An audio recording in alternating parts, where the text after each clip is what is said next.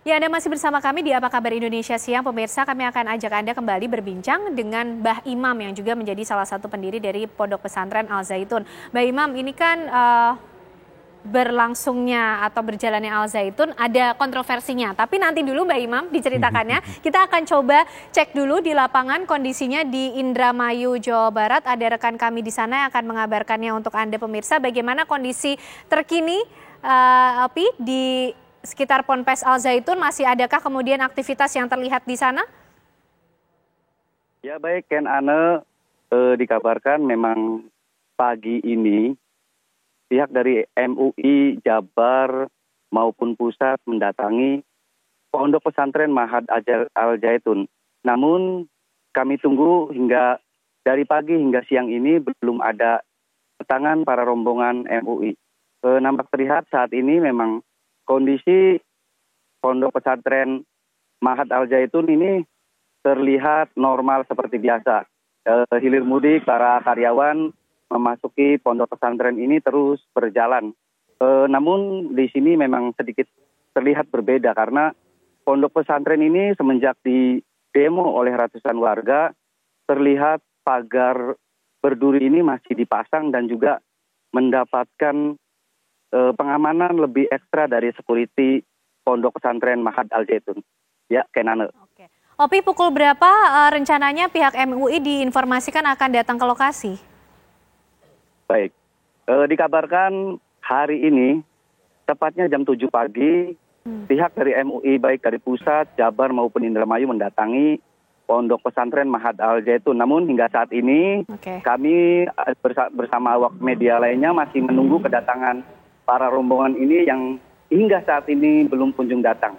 Oke, baik Opi, kita nanti masih menantikan bagaimana kira-kira kedatangan dari MUI untuk ke Pondok Pesantren Al Zaitun. Terima kasih Opi, informasinya sementara dari Indramayu, Jawa Barat. Ya, Mbak Imam, MUI Jakarta Pusat dan juga daerah ini datang untuk melakukan kajian mungkin ya, melihat sebenarnya apa yang dilakukan di dalam Al Zaitun. Karena yang diajarkan nampaknya oleh Panji Gumilang ini menimbulkan kontroversi di tengah masyarakat, Mbak Imam. Gimana Mbak Imam? Ya, memang MUI Pusat ini saya pikir ya baguslah tindakannya, cepat. Jadi cuma kan masalahnya MUI Pusat dan juga TV One itu dianggap musuh oleh Panji Gumilang. Jadi akan sulit begitu nampaknya perjalanan untuk bisa mencari tahu apa yang terjadi di dalam Al Zaitun. Kelihatannya seperti itu. Kemarin malam saya ketemu dengan ketua fatwa. Beliau itu masuk tanpa sepengetahuan Panji Gumilang, mungkin ada agennya di dalam kali gitu. Jadi nggak tahu saya alergi Panji Gumilang kepada MUI dan TV One. Tapi mungkin setahu Mbak Imam juga yang terjadi di Al Zaitun dan yang diajarkan oleh Panji Gumilang, kalau kita bisa katakan yang ada unsur Israel atau Yahudi mungkin di dalamnya begitu, yang tidak lazim begitu ya Mbak Imam dilakukan di lingkungan pondok pesantren. Ini sebenarnya dari dulu Mbak Imam mengenal Panji Gumilang memang terlihat mengenai hal-hal ini, Mbak Imam? Belum ada, dia dulu ya kita itu lurus-lurus saja. Setelah kejadian 2015 yang dia dipidanakan, dia menjalankan hukuman gitu. Setelah itu dia keluar, mulailah yang aneh-aneh itu terjadi gitu kan.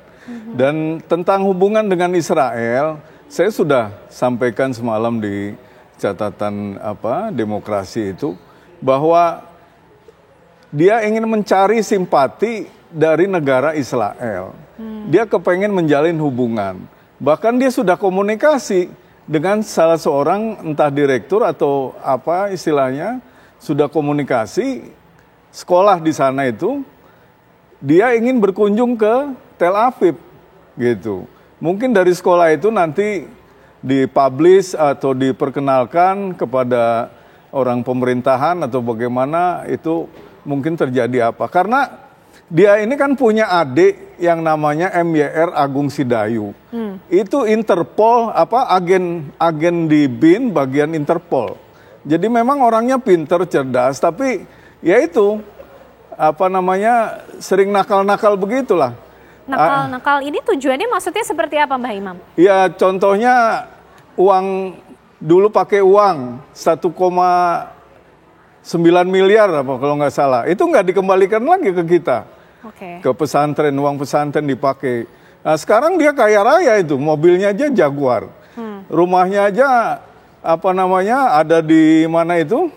Lipo Karawat, Lipo dan sebagainya gitu. Nah, dia ini mungkin melihat udah kalau sekarang di Al-Zaitun kesulitan uang, tidak bisa membayar cicilan dan sebagainya, yang jatuh tempo dan sebagainya, yang sudah masuk sesi, yang harus dilelang.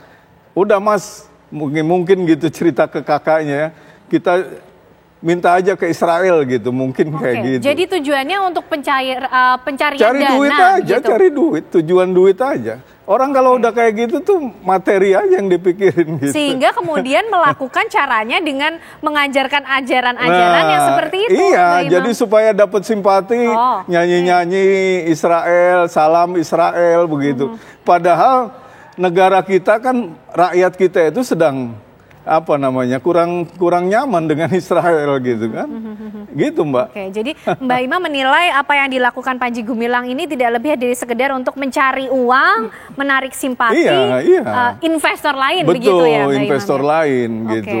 Kan dia senangnya pertanian, dia memang apa cita-citanya itu di pembangunan ekonomi pertanian, karena dari Israel itu kan yang pertaniannya maju kan Israel gitu. Nah, Mbak Imam melihat kontroversi yang tengah terjadi di tengah masyarakat. Mbak Imam dulu yang sempat juga mendirikan Ponpes Al-Zaitun. Apa kira-kira pemikiran yang saat ini terbersit dalam pikiran Mbak Imam sehingga ini mengenai Ponpes Al-Zaitun ada kejelasan begitu loh Mbak Imam? Ya sekarang kalau memang apa yang dilakukan Panji Gumilang ini ada ranah hukumnya, baik itu pidana ataupun perdata ataupun hukum politik, itu diambil tindakan. Kalau saya masih ada celah yang bisa saya nanti masuki atau saya akan tuntut lagi karena saya belum selesai dengan masalah tersebut tadi. Dengan masalah tersebut tadi. Besok saya akan diskusi dengan Bang Egy, bagaimana karena Bang Egy sudah mau bantu saya gitu. Jadi dilanjutkan saja begitu kajiannya apa yang terjadi di Ponpes Al-Zaitun. Iya harus dilanjutkan dan Panji Gumilang nggak boleh mimpin pesantren lagi.